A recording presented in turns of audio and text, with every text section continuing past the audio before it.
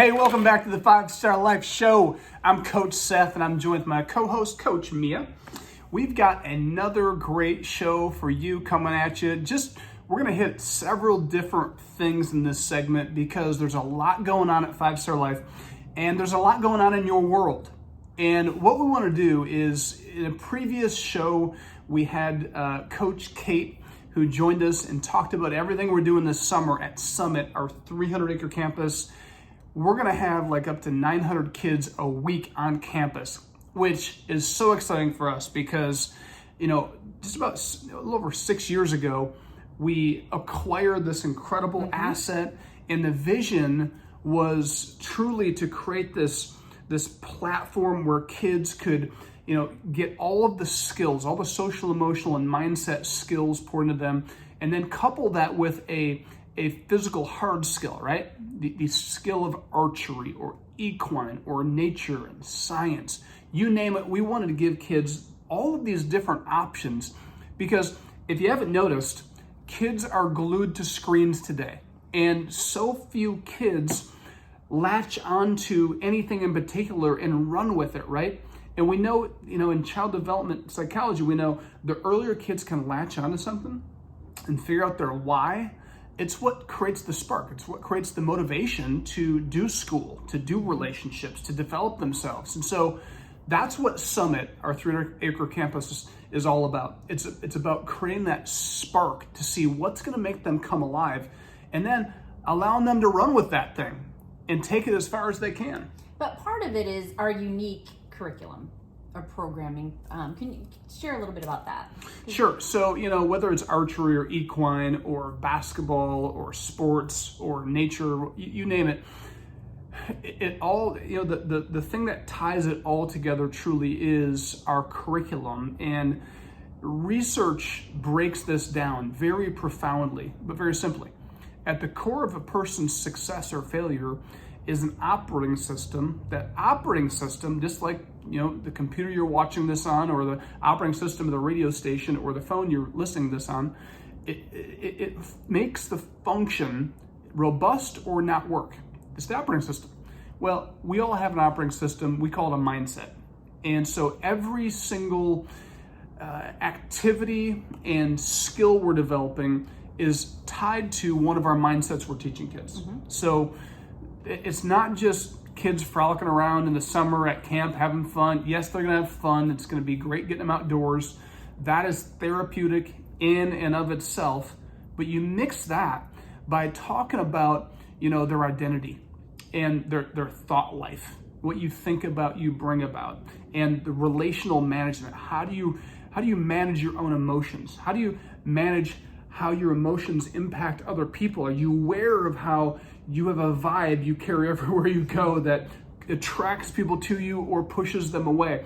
All these things that just are really meant to help kids understand how to build a great life, and that, it's combating all the negativity they're hearing, because unfortunately we live in a society that is making excuses for kids. Well, you can't succeed because of this. Well, you're poor, or you're this color, or you came from this place. And we come up with all these crazy things to pacify kids, and it doesn't empower them. Right. So we empower kids with truth and with the skills, both mentally and physically. So here's the deal. We want to encourage you to get your kids involved. And whatever your kids love to do, we have a spot for them at Summit or at 5-Star Life. Like literally, through sports, through basketball, or through everything at Summit, there's on-ramps, there's opportunities. So be sure you get plugged in and get involved. But at the same time, I think I want to challenge you a little bit. Mia, this last year, it's over a year now, right, has taken the wind out of our sails. And I think for some of us, we just got into this new mode of normal where we're just kind of, everybody's at kind of arm's length. And all activities are at arm's length.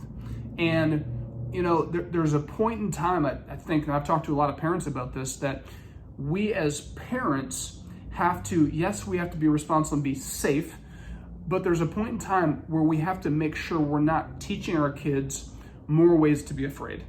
And we're not giving our kids more excuses to be tuned into their screens and their video games. It's time to get them out. It's time to push them out. And I know there's a group of parents that are already doing that. They're all for it. Like, thank God, get them out of the house. And there's other parents that maybe are a little more reserved. I want to challenge you, because we're at a tipping point for a lot of kids in this country right now. And the lockdowns were for a season.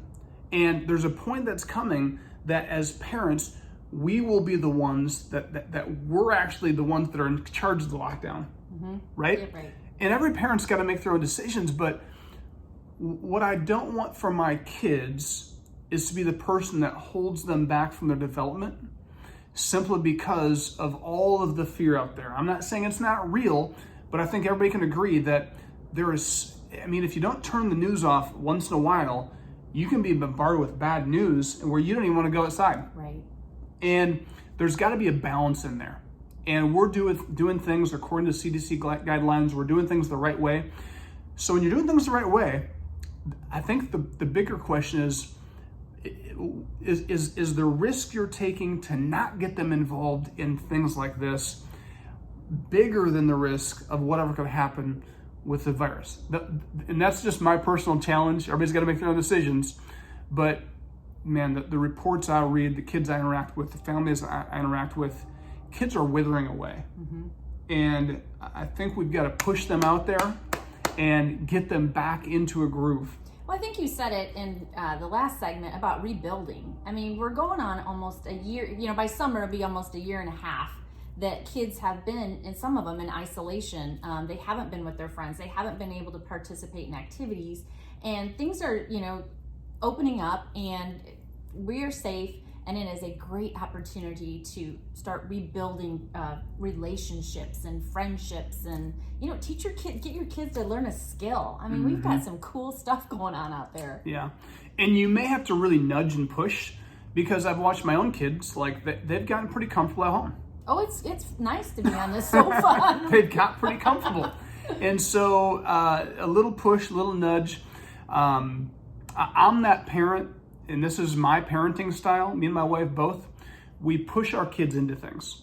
So, I've got an 18, I've got a 15, I've got a 12-year-old, and every one of them, we're pushing them into things. So we're not forcing them to do everything for the rest of their life, but we're pushing them into opportunities that you've got to try it. Because my belief is this: the next several years of their lives have got to be filled with the word yes. Say yes. So want to encourage you. I know we're out of time.